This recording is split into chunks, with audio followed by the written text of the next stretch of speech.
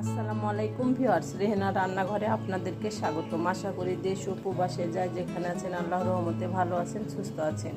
আজকে আমি আবার একটা দারুণ মজার রেসিপি নিয়ে চলে এসেছি। আজকে আমি করলা আলু দিয়ে মাছ রান্না করে দেখাবো। এখানে আমি করলাগুলোকে এভাবে আমি 4 ভাগ করে কেটে নিয়েছি। এখানে আপনার 8টা করলা আছে। করলাগুলোকে আগে পরিষ্কার করে ধুয়ে নিতে হবে, তারপরে আপনার করলাগুলোকে কেটে নিতে হবে। আমি আগে করলাগুলোকে পরিষ্কার করে ধুয়ে নিয়েছি, তারপরে আমি একটা করলা 4 ভাগ করে আমি কেটে নিয়েছি। এটা বড় করলাও না, ছোটও না, এটা মাঝারি করলা।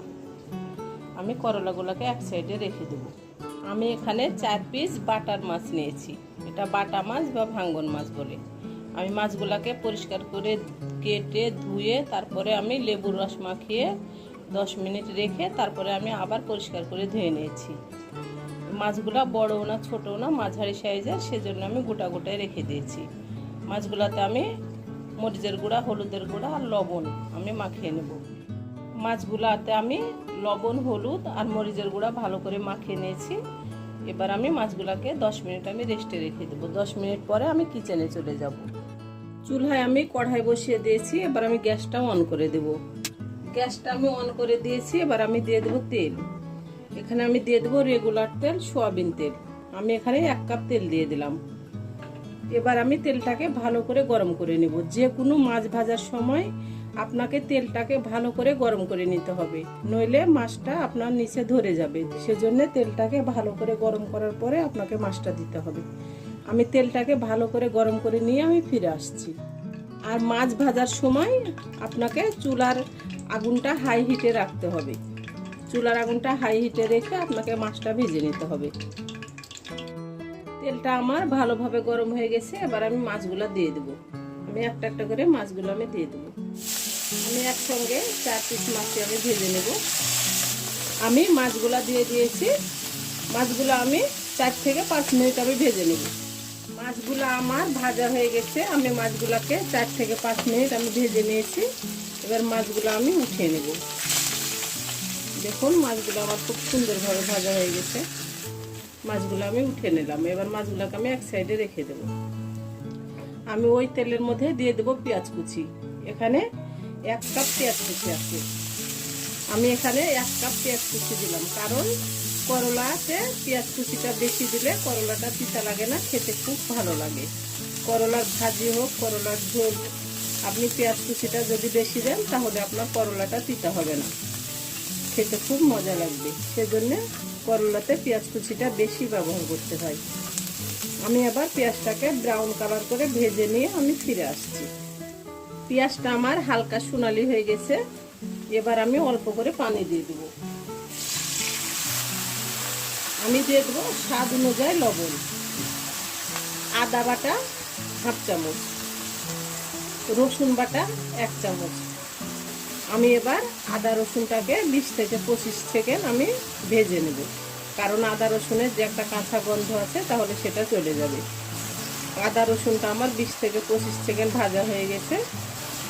এবার আমি গুঁড়া মশলাগুলো দিয়ে দেব। আমি এখানে দিয়ে দেবো 1/2 চামচ মরিচের গুঁড়া, 1 চামচ ধনিয়ার গুঁড়া, 1/2 চামচ হলুদের গুঁড়া আর 1/2 চামচ জিরার গুঁড়া। আমি দিয়ে দেবো অল্প করে পানি, গুঁড়া মশলাগুলো যেন পুড়ে না যায়। হলুদের গুঁড়াটার কোনো কাজ নাই। হলুদের গুঁড়াটা শুধু তরকারিতে কালার আসার জন্য হলুদের গুঁড়াটা ব্যবহার করতে হয়। আর ঝালটা আপনাদের ইচ্ছা মতন ব্যবহার করবেন। কেউ বেশি ঝাল খেতে পছন্দ করেন, আবার কেউ কম ঝাল খেতে পছন্দ করেন। ঝালটা আপনারা যার যার ইচ্ছা মতন আপনারা ঝালটা জেনে বুঝে ব্যবহার করবেন। আমি এবার মশলাটাকে 2 থেকে 3 মিনিট আমি ভালো করে কষিয়ে নেব। যে কোনো তরকারিতে গুঁড়া মশলা দেওয়ার পরে অবশ্যই হাতে সময় নিয়ে 2 থেকে 3 মিনিট কষিয়ে নেওয়ার চেষ্টা করবেন। মশলা আর কষানোর উপরই তরকারির টেস্ট আসে। আপনি যতই তেল দেন, মশলা দেন, আপনি মশলা কষাবেন না, আপনার তরকারিতে টেস্ট আসবে না। আপনি অল্প মশলা ব্যবহার করেন, কিন্তু আপনি মশলাটাকে হাতে সময় থেকে 3 থেকে 4 মিনিট আপনি কষিয়ে নেবেন, দেখবেন আপনার তরকারিতে অসম্ভব মজা হবে এবং অসম্ভব স্বাদ আসবে।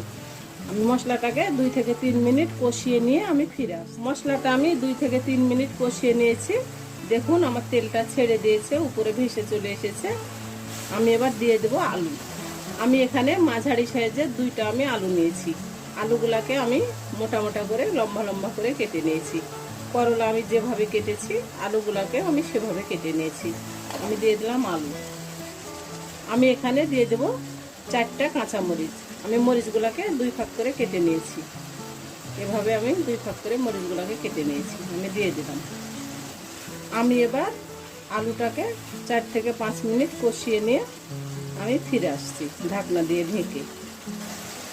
আমি অল্প করে পানি দিয়ে দিলাম। এবার আমি ঢাকনা দিয়ে ঢেকে দেবো। 5 মিনিট পরে আমি ফিরে আসছি। 5 মিনিট পরে আমি ঢাকনাটা উঠিয়ে নিলাম। আমি 5 মিনিট ভালো করে কষিয়ে আমি আলুটাকে প্রায় সিদ্ধ করে নিয়েছি। দেখুন আমার আলুটা প্রায় সিদ্ধ হয়ে এসেছে। আপনাকে করলা রান্না করার সময় চুলার আগুনটা একেবারে আপনি যেভাবে রাখবেন, এটা মিডিয়াম টু লো হিটে কি আপনি হাই হিটে, আপনাকে একভাবে রাখতে হবে, নইলে করলাটা তিতা হয়ে যাবে। আমি চুলার আগুনটা মিডিয়াম টু হাই হিটে রেখেছি।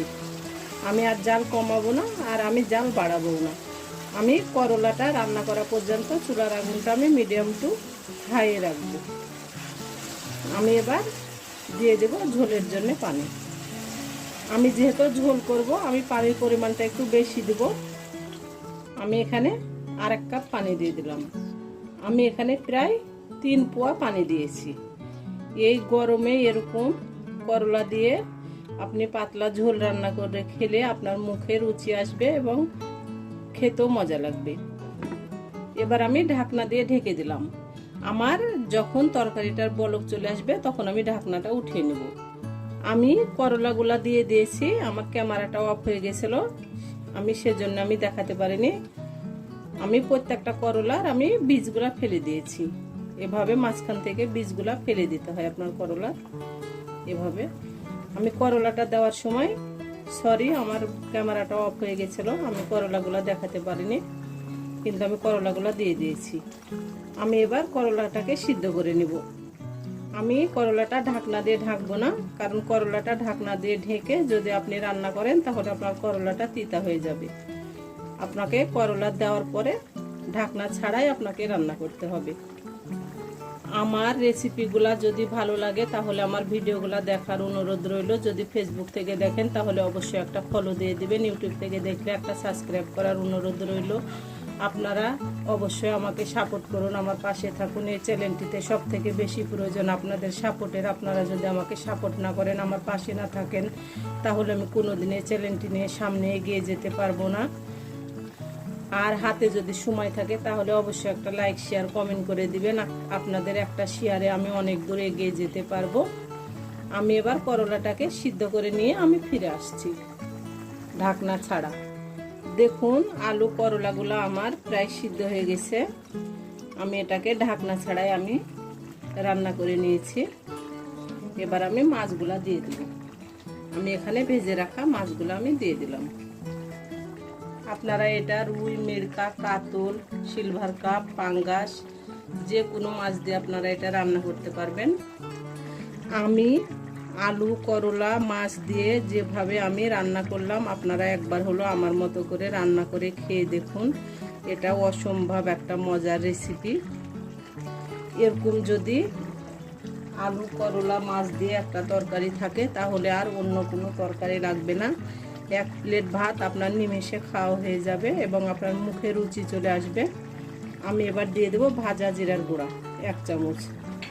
মাছ হোক বা মাংস হোক, নামানোর আগে আপনি যদি ভাজা জিরার গুঁড়া 1 চামচ দিয়ে আপনি তরকারিটা নামিয়ে নেন তাহলে আপনার তরকারিটা খেতে অসম্ভব মজা হবে।